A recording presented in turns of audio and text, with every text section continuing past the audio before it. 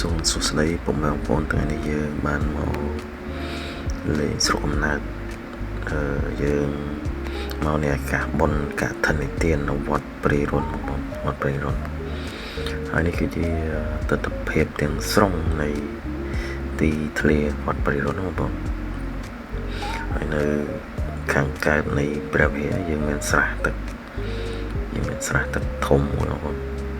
មករំលឹកអនុស្សាវរីយ៍កាលយើងនៅរៀនបឋមសិក្សាថ្នាក់ទី1ទី2គឺខ្ញុំរៀននៅសាលាបឋមសិក្សា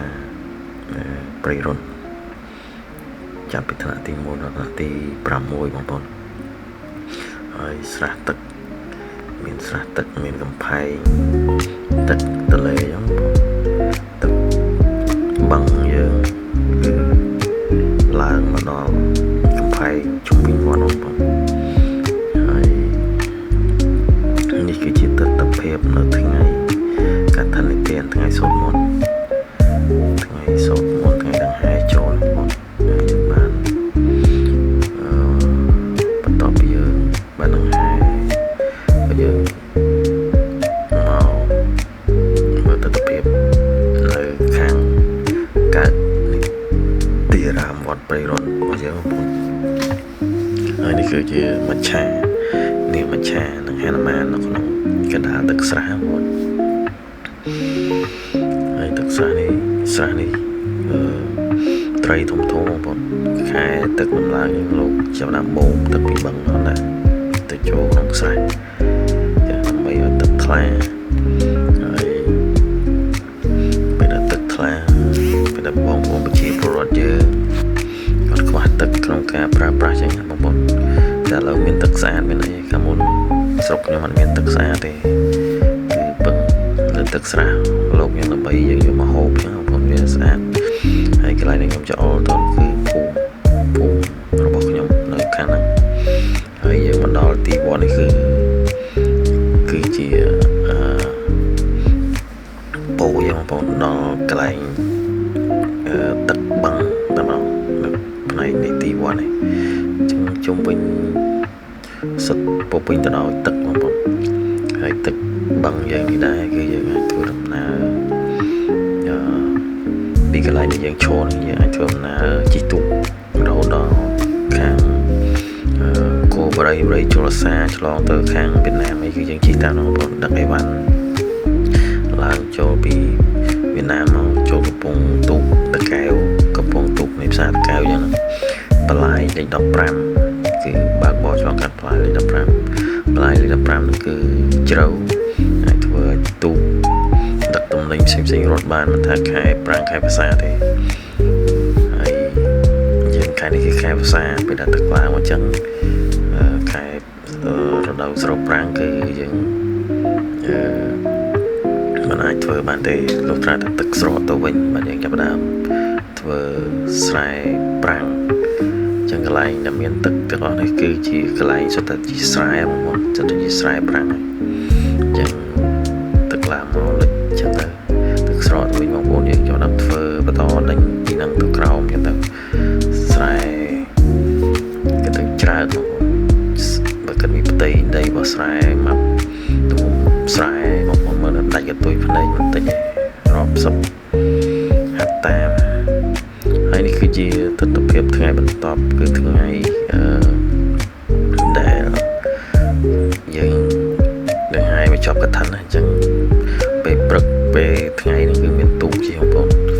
ចាប់ពីពេលព្រឹកទៅមានទូកមានអូបអញ្ចឹង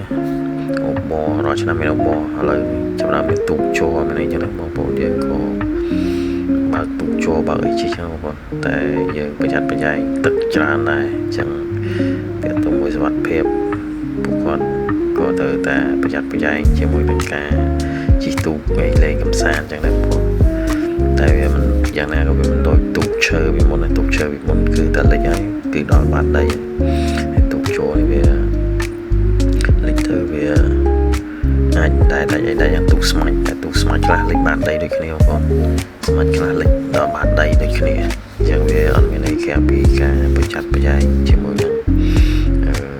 គ្រោះថ្នាក់ទេអញ្ចឹងយើងសប្បាយក៏សប្បាយដោយការប្រុងប្រយ័ត្នអញ្ចឹងបងប្អូនហើយឃើញ ឆ្នាំកន្លងមកនេះចាប់ដល់មានទូកស្មាច់ទូកអីចឹងចាប់ដើមរត់ទាំងអស់គ្នាទាំងអូបទាំងទូកស្មាច់ចឹងតែទូកស្មាច់មិនសូវមានអ្នកជិះដូចអូបដែរអ្នកចាំជិះអូបចាត់ចឹងព្រោះទម្លាប់ជាចិនត្រៃទៅហើយរាប់សិបឆ្នាំកន្លងមកគឺយើងជិះ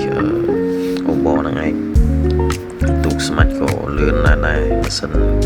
សុទ្ធតែប្រើម៉ាស៊ីនធំៗមកសុទ្ធតែ8 10សេះ24 25សេះអញ្ចឹងបើកហាទៅដូចគ្នាតែវាមិនលឿនដូចអូបគេលឿនស្រាប់ហើយនេះគឺជាកន្លែងយើងលក់ពេលថ្ងៃអញ្ចឹងបងប្អូនដោយសារពេលយប់អត់បានមកថតទេពេលយប់លោកអាឡៃដែរលោកពលចោតរយៈជប់ជុំបងប្អូននៅផ្ទះដែរអញ្ចឹងអត់បានមកទេអញ្ចឹងនេះគឺជាទស្សនភាពនៃពេលថ្ងៃចឹងឃើញថាអ្នកលក់ដូរច្រើនកកអ្នកមកលេងក៏មកលេងចឹងអ្នកជិះទៅសុទ្ធតែគាត់ជិះទៅខាងផ្នែកកផែងទឹកវិញបងប្អូនដែលមានអូបរត់ចឹងណាគាត់ជិះទៅមើលអូបមើលអីគេច្រើនគាត់ទៅកំសាន្តទៅមើលទឹកមើលអីចឹងទៅនៅខាងកផែងទឹកស្រះយើងខាងកើតវត្តហ្នឹងចឹងគេថាអ្នកលក់ក៏ច្រើនអូណាស់ណាបងប្អូនច្រើនអូណាស់ណាពេលនៅបនទៀនបនកឋិនបន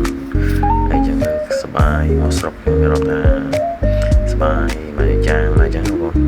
យើងមិនភ្លេចទេទីកន្លែងកំណើតរបស់យើងកន្លែងអនុស្សាវរីយ៍ធ្លាប់រៀនធ្លាប់សូត្រធ្លាប់នៅយ៉ាងតាំងពីក្មេងពីតូចមកចឹងបងយើងមកធ្វើបុណ្យធ្វើទានហើយតែមានរដូវបុណ្យទានគឺយើងមកចូលរួមហើយតែបុណ្យផ្សេងគឺយើងមកស្រុកកំណើតថាប្រជុំថាកឋិនថាមានពិធីរួបរំបុណ្យកាយផ្សេងគឺយើងបានមកចឹងបងប្អូនហើយវីដេអូយើងគឺមានប៉ុណ្ណឹងបងប្អូនអរគុណច្រើនសម្រាប់ការតាមដានទស្សនាវីដេអូរបស់យើងតាំងពីដើមរហូតដល់បញ្ចប់អរគុណជូនពរបងប្អូនសុខសប្បាយធ្វើដំណើរទៅណាទីជិតទីឆ្ងាយជប់តែសេចក្តីសុខប្រកបដោយសេចក្តីសុខគ្រប់គ្នាអរគុណច្រើនជម្រាបលាបាយបងប្អូន